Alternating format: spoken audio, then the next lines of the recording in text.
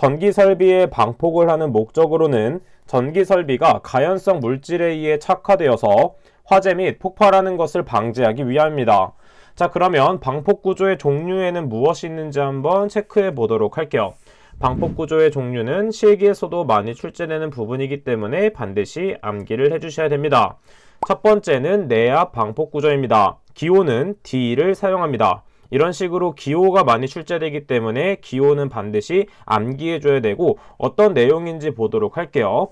내압 방폭 구조는 용기 내부에서 폭발성 가스 또는 증기가 폭발하였을 때 용기가 그 압력에 견디면서 접합면 개구부 등을 통해서 외부의 폭발성 가스 혹은 증기에 인화되지 않도록 한 구조를 말하게 됩니다. 자, 그래서 대략적으로 그림을 한번 그려보도록 하면 이런 식으로 한번 그려보도록 할게요. 자, 내압 방폭 구조는 이런 식으로 생겼고 안쪽에 가연물이 이런 식으로 폭발하게 된다라고 생각을 해주면 되겠습니다. 내압 방폭 구조는 방폭 구조 중에서 가장 먼저 발달된 개념으로서 유지 보수가 어렵고 가격이 비싼 단점이 있다라고 봐주시면 되겠습니다. 그 다음 두 번째 있는 유입 방폭 구조는 기호를 O를 사용하며 이것은 기름 속에 넣어서 보존하는 것, 이렇게 생각해주면 되는데, 자, 이것은 어떤 영어 뜻을 갖고 있냐면 oil, 그 다음에 immerse, 그 다음에 type. 자, 말 그대로 이때 immersed는 무엇이냐면 담궈진 이런 뜻입니다. 즉 오일에 담궈진 타입이다 라고 봐주시면 되겠죠. 자, 그래서 유입 방폭 구조는 이런 것이다 정도 봐주시면 되고, 세 번째 압력 방폭 구조에 대해서 보도록 하겠습니다. 압력 방폭 구조는 기호를 P를 사용합니다. 자, 이때 압력은 프레스를 뜻하게 되고 용기 내부에 보호가스, 이때 불연성 가스를 압입하여 내부 압력을 유지함으로써 폭발성 가스 또는 증기가 용기 내부로 유입하지 않도록 된 구조를 말하게 됩니다. 자, 이때는 내압이 외압보다 큰 상태가 되는 것을 뜻하죠. 자, 그 다음에 네 번째 안전증 방폭 구조는 기호를 E를 사용하게 됩니다.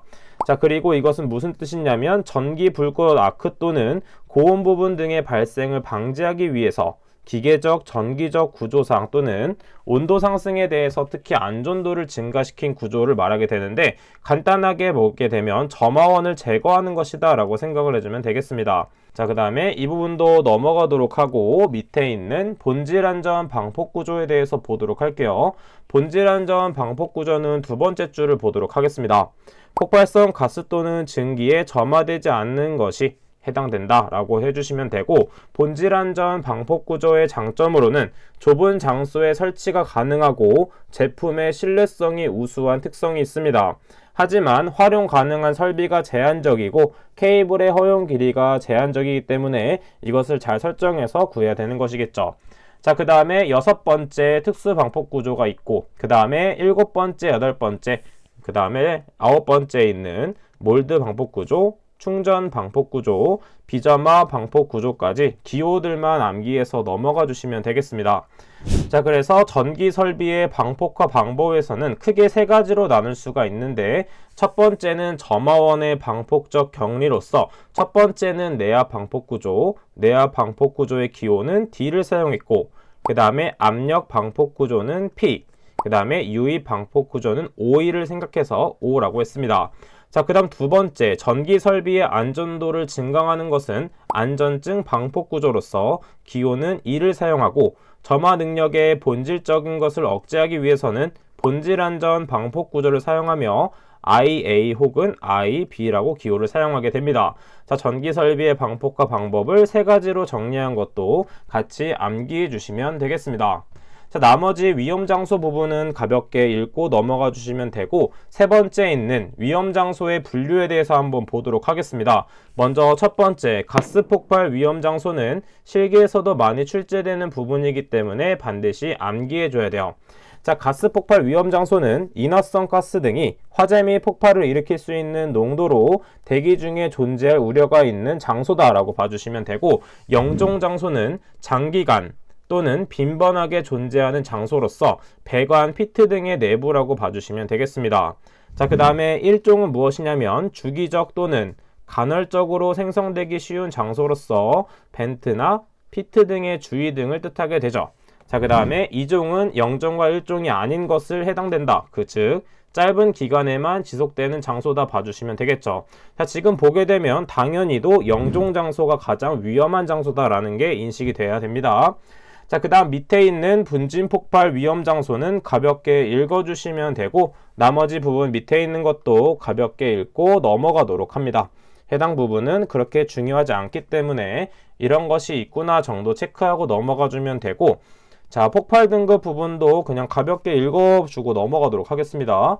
폭발 등급에는 안전 간격이라는 게 있는데 폭발 화염이 용기 내부에서 외부까지 전달되지 않은 틈새의 최대 간격치를 안전 간격이라 한다 정도만 밑줄 치고 넘어가 주시면 되겠습니다. 자, 그 다음에 어디가 중요한 포인트가 되냐면 발화도 및 전기기기의 최고 표면 온도가 중요한 포인트가 되겠죠. 마찬가지로 필기와 실기에서 출제가 많이 되는 부분입니다. 자, 첫 번째는 발화도인데 발화도는 G로 표현하고 450도씨가 넘었을 때는 G1, 그 다음에 300에서 450일 경우에는 G2, 200에서 300일 경우 G3, 135에서 200일 경우 G4, 100에서 135일 경우에는 G5, 그 다음에 80에서 100일 경우에는 G6가 되는 것을 알 수가 있습니다. 그 다음에 전기기기의 최고 표면 온도도 암기해줘야 되는데 해당 표를 그리면서 암기해줘야 됩니다. 자, 전기기기의 최고 표면 온도는 T를 사용하고 이때 기준은 450부터가 아니라 300초가 450 이하부터 시작되며 85도씨 이하까지 표현된다는 것을 암기해주면 되겠습니다. 그 다음 마지막으로 방폭 구조의 표시 부분 보도록 할게요. 자, 해당 부분은 실기에서 많이 출제되는 부분입니다. 어떤 식으로 표현할 수 있냐면, 자, 첫 번째 있는 부분은 방폭 구조의 종류, 앞에서 배웠던 것처럼 내압, 압력, 안전증, 자, 그 다음에 본질 안전 등이 있다 정도 봐주시면 되겠고, 그 다음 두 번째에 들어가는 것은 폭발 등급이 들어갑니다. 자, 그 다음에 세 번째는 온도 등급이 들어가게 되는 것이죠. 자, 위에 표에서 배웠던 것처럼 전기기기 최고 표면 온도 등급을 적어주면 되는 것입니다. 따라서 문제에서는 대략적으로 이런 식으로 출제된다 봐주시면 됩니다. 자, EX, D, 그 다음에 2A, 그 다음에 T4 이렇게 나왔을 경우 이 기기는 방폭 구조는 내압 방폭 구조를 사용하고, 그 다음에 분진 2단계에 해당되는 가스 증기 A에 해당되며 온도 등급은 T4에 해당된다 봐주시면 되겠습니다.